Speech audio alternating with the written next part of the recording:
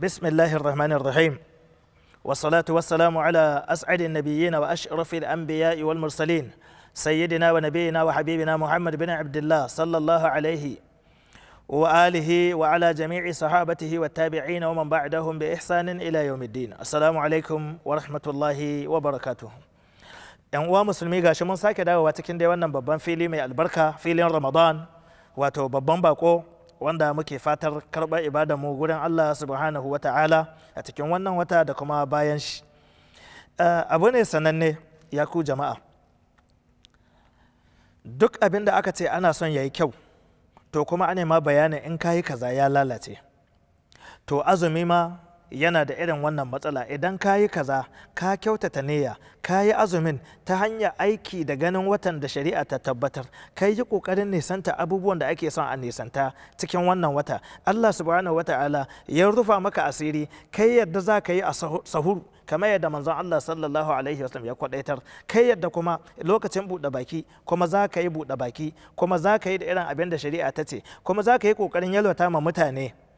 To kaga wannan ana sa ran sai a ce ibadar taka ta yi kyau saboda an samu shuruɗu, an samu asbab, an samu wato arkan da sun tabbata cikin al'amari, wasu ma daga cikin sunnoni da mustahabbobi sun biyo baya.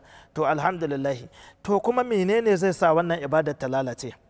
An ambaci wasu cikin jumlar wasu arkanu da shurut, amma babu lahi a bayyana su. Duk mutumin da Allah subhanahu wa ta'ala ya kaddarce yana dauke da azumi, da gangan sai ya shafi mace, da gangan sai ya ci abinci, da gangan sai ya yi sai ya sha abin sha, wannan mutum babu shakka azumin shi ya lalace saboda aikata ɗaya daga cikin waɗannan abubuwa da ya yi.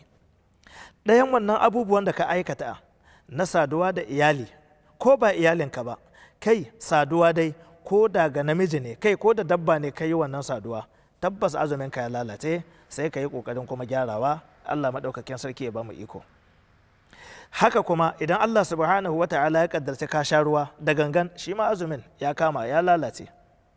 Haka idan ka ci abinci, shi ma da gangan azumin ya lalace. Matsala yau a ce mantuwa kai ka ci abinci ko ko mantuwa kai ka sha abin sha, to wannan babu shakka bayani ya gabata akai cewa malamai sun yi sabani. Akwai daga cikin malamai da ke ganin ka cika, wato ka wuce da azumin, amma fa za ka ci gaba da binnan azumi ya wuce za ka rama. Akwai malaman da ke ganin ka wuce da azumin kawai, fa inna ma at'amaka Allahu wa sakaka, Allah ne ya ga dama ciyar da kai ya kuma shayar da kai. To Allah ka taimaka mana. To yaya za mu tafi akan matsalat, ya za mu rika? Tabbas zance rajihi ga mutumin da Allah subhanahu wata'ala ya kaddarci mantuwa ya ci abinci, mantuwa ya ci abinci ko mantuwa ya sha, to wannan akwai matsala. Sai dai matsalar saduwa da iyali ita kuma, ko yana yiwuwa a manta a yi ta ko ba ya yiwuwa. Wasu na ganin kwata-kwata wannan mustahil, bai ko yiwuwa a ce wai mutum ya manta har ya sadu da iyalin shi ga Ramadana, wai ba su tuna ba sai bayan sun kare. Wasu kuma na ganin ai yana yiwuwa, tun da dan adam majbulun ne, an gina shi dama akan mantuwa, akan tunawa, don haka yana yiwuwa ya manta ta manta. To ai ina bai yiwa, don koda shi namijin ya manta, yana yiwa ita bata manta ba, sai dai ta yi karya. To ba mu da damar binciken kuma cewa yaya mai asirin gaibin su, tunda mu ba masana gaibi bane. Mu dai za mu aiki da abin da ya bayyana. Shin da mantuwa ne suka yi? To inda mantuwa ne shi ma Allah ya dauke musu.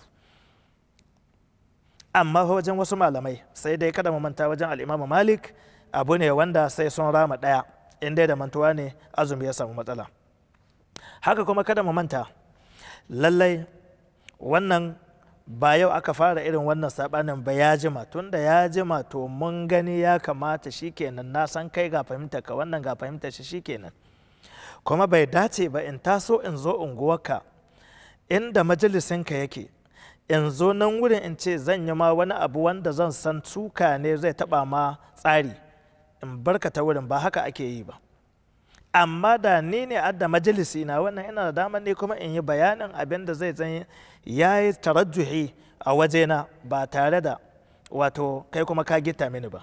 Don mi jam'an baina al'umma, don haɗa al'umma ta musulmai wuri ɗaya, fahimta ta zan fahimta mai kyau, haƙuri ya zan haƙuri za mu yi saboda Allah. Wannan zai kawo muna gyara insha Allah. To alhamdulillah mai azumi wannan shine azuminka ya lalace saboda ɗaya daga cikin wannan abubuwa guda uku. Da gangan kai, da mantuwa fa Allah ya ciyar da kai ya shayar da kai. Da gangan fa in da gangan ne ka yi, to shi dai saduwa da iyali babu shakka maluma sun tabbatar da kafara ta kama ka. Kai hamma da ranko wajen wasu malamai, a wajen wasu malamai kuma kafara ce kawai ta kama saboda mi hadithin rankon ko kuma kalmomin da suka zo cikin wata riwaya daga cikin riwayoyin hadisi na cewa sai ka ranka ɗaya, riwayan nan riwaya ce ziyada ce munkara.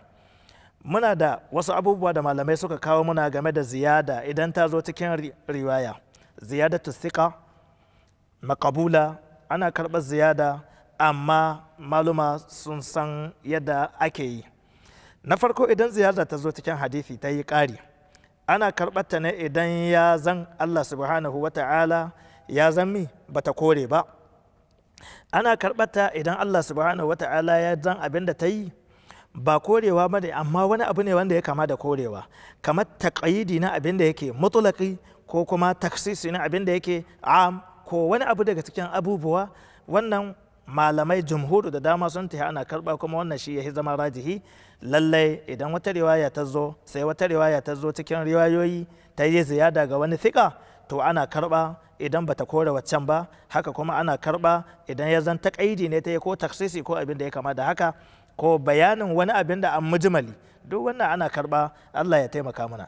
Amma ziyadar da za ta zo bata tabbata ba, ta zan munkara, ba za a yi aiki da ita ba.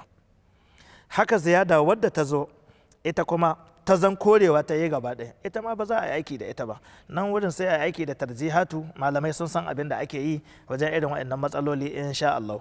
Don haka to muna da tabbas don mutumin da Allah subhanahu wa ta'ala ya kaddarci yana ɗauke da azumi, da gangan ya zo ya tilasta matar shi ya sadu da ita, azumin shi ya lalace. Zai ranka wajen wasu jumhuru saboda waccan ziyada da maluma suka ce munkara ce. Ina fatar don Allah a yi haƙuri sai abi abin da ya zamba munkari ba. Amma kafara ta kama saboda ya faru ga wanda daga cikin manya-manyan shugabanninmu daga cikin sahabbai na annabi Muhammad sallallahu alaihi wa alihi wa sallama. Wani ya zo, da ya zo mai ke faruwa? Wannan da ya zo Allah subhanahu wa ta'ala ya kaddarci bai ji nauyi ba saboda ba kunya cikin addini. Sahabbai su Allah ya taimake su, mutane ne na kirki, shi yasa yana da kyau mu rinka ganin girman sahabban annabi Muhammad sallallahu alaihi wa sallam. Ya ce ya rasulullahi, ka ji abin da ya faru, na auka ma matata, bayyana ya ambata.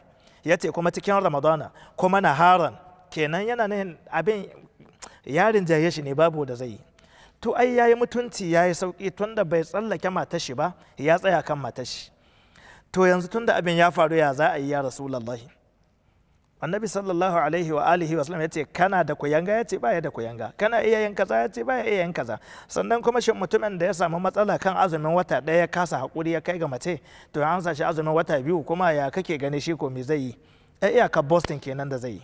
Wasu ɗaya namiji Allah ya musu ƙarfi na gazira na son iyali, wanda sati ɗaya sai ya zama lalura gare shi. To irin wannan ya zo ga watan Ramadan, ya samu jarrabawa, to Allah subhanahu wa ta'ala kuma ya kaddarci an kai ƙarshen matsala. Menene ƙarshen matsala? Ya riga har ya auku, kuma ya zo wajen manzon Allah sallallahu alaihi wa alihi wasallam. Ai ya ka yanta kenan, to wata kotu zai je? Ana nan sai ga wani ya kawo sadaka, wani wato ma'auni dauke da abinci. Manzon Allah sallallahu alaihi wa alihi wasallam ya ce ka je ka ciyar da wannan miskinai. Shine sai yake cewa ya rasulullahi, to wa'anda zan ba wannan abin, wa'anda suka fi ni talauci ne, saboda nan tsakanin laba akwai wasu manyan hanyoyi guda biyu na Madina, ma'azimai ne. Tsakanin labobin nan akwai wani gida, gaskiya sun fi mu bukata game da abin. Take annabi faqihi ne sosai, lugawi, sai ya gane cewa yana nufin ai iyalin gidan shi yake son su ci abincin. Take manzon Allah sallallahu alaihi wa alihi wasallam yayi dariya, sai da wato nawajis, haƙoran shi wayanda suke fika suka bayyana. Don haka sai ya ce to ka je ka ciyar da shi ga iyalinka. To akwai wani dan abu nan zan dakata insha Allah, sai wata halka ta gaba wanda ina fatar insha Allah sai in kammala wannan bayani. Abinda muka faɗi daidai Allah ya ba mu lada, wanda muka yi kuskure Allah ya gafarta mana. Assalamu alaikum wa rahmatullahi wa barakatuh.